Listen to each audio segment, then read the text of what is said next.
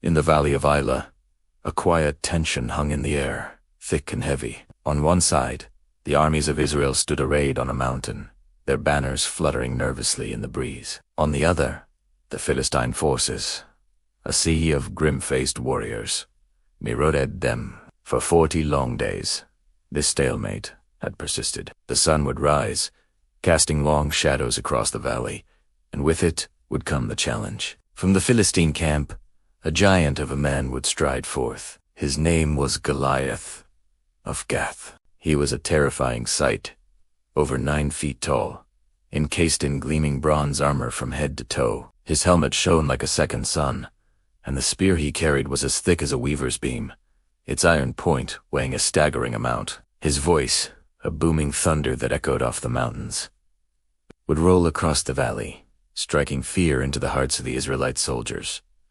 "Why do you come out and line up for battle, Awold? Am I not a Philistine?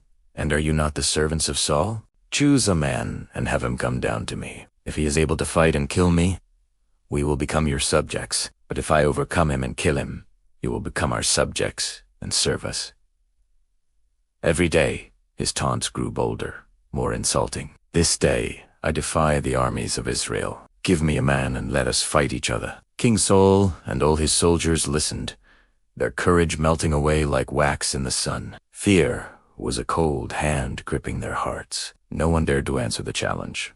The mightiest warriors of Israel, men who had won countless battles, now stood their spirits crushed by the giant's daily mockery.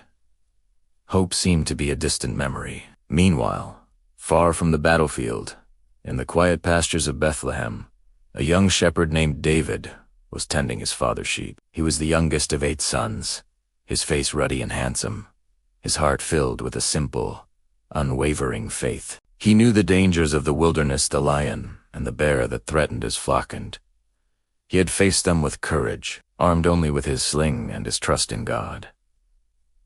One day, his father, Jesse, called him. "Take this roasted grain and these 10 loaves of bread for your brothers," he said, "and hurry to their camp, see how they are, and bring back some assurance from them." So David rose early the next morning, left the flock with another shepherd, and set off for the valley. He arrived just as the army was going out to its battle positions, shouting the war cry. The scene was chaotic, a mixture of anticipation and dread. David left his supplies with the keeper of the baggage and ran to the battle lines to greet his brothers. As he was talking with them, the valley fell silent. Goliath stepped forward, his massive shadow stretching long in the morning light, and he shouted his usual defiance. When the Israelites saw the giant, they all ran from him in great fear. "Do you see this man?" they whispered among themselves. "He comes out to defy Israel. The king will give great wealth to the man who kills him. He will also give him his daughter in marriage, and will exempt his family from taxes in Israel." David heard the talk, and something stirred within him. It wasn't fear. It was a righteous anger. He turned to the men standing near him and asked, "What will be done for the man who kills this Philistine and removes this disgrace from Israel? Who is this uncircumcised Philistine that he should defy the armies of the living God?" His older brother Eliab overheard him and burned with anger. "Why have you come down here?" demanded. "And with whom did you leave those few sheep in the wilderness? I know how conceited you are and how wicked your heart is. You came down only to watch the battle. Now what have I done?"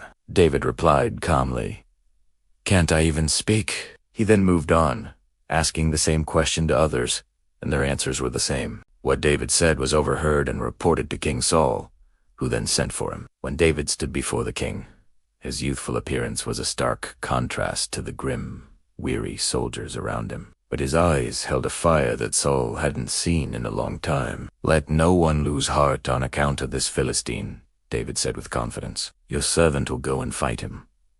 Saul looked at the young shepherd, skeptical. "You are not able to go out against this Philistine and fight him. You are only a young man, and he has been a warrior from his youth." But David was resolute. "Your servant has been keeping his father's sheep," he explained. "When a lion or a bear came and carried off a sheep from the flock, I went after it, struck it, and rescued the sheep from its mouth. When it turned on me, I seized it by its hair, struck it, and killed it. Your servant has killed both the lion and the bear. This uncircumcised Philistine will be like one of them, because he has defied the armies of the living God. The Lord who rescued me from the paw of the lion and the paw of the bear will rescue me from the hand of this Philistine."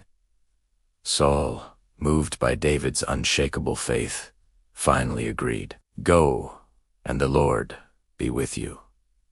Saul dressed David in his own tunic. He put a coat of armor on him and a bronze helmet on his head. David fastened on his sword over the tunic and tried walking around, because he was not used to them. It felt heavy, cumbersome, unnatural. "I cannot go in these, Isaitosul, because I am not used to them." So he took them off. Instead, he took his staff in his hand, went down to the stream that trickled through the valley, and chose 5 smooth stones. He placed them in the pouch of his shepherd's bag, and, with his sling in his hand, he walked out to face the giant. Goliath saw the young boy approaching, carrying nothing but a staff and a sling, and he felt insulted. He looked at David with contempt.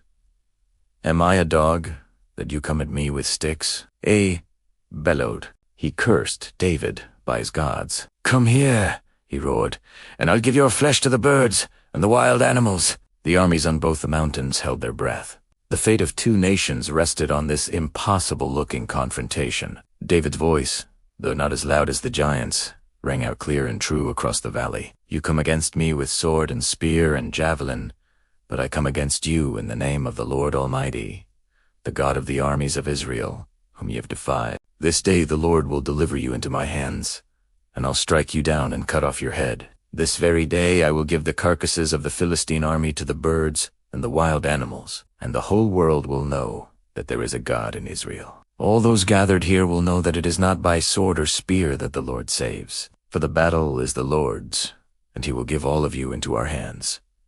As Goliath moved closer to attack him, David ran quickly toward the battle line to meet him. Reaching into his bag and taking out a stone, he slung it with all his might. The stone whizzed through the air, a tiny projectile against a massive target, and struck the Philistine on the forehead. It sank deep into his skull. For a moment, the giant stood motionless, a look of disbelief on his face. Then he staggered and fell face down on the ground with a tremendous crash that seemed to shake the very earth. A stunned silence fell over the valley, broken only by the gasp of thousands. David ran and stood over the fallen giant. He drew Goliath's own sword from its sheath, and with it he brought his victory to a decisive end. When the Philistines saw that their hero was dead, they turned and ran in utter panic. A great roar erupted from the Israelite ranks, a cry of victory and relief. They surged forward, chasing their enemies, their fear replaced by a triumphant courage kindled by a shepherd boy's faith. That day, a new chapter was written for Israel, not by the might of a king's army, but by the courage of a young shepherd who trusted in his God. And his name, David, would be remembered forever. Thanks for watching. Don't forget to like and subscribe for more stories.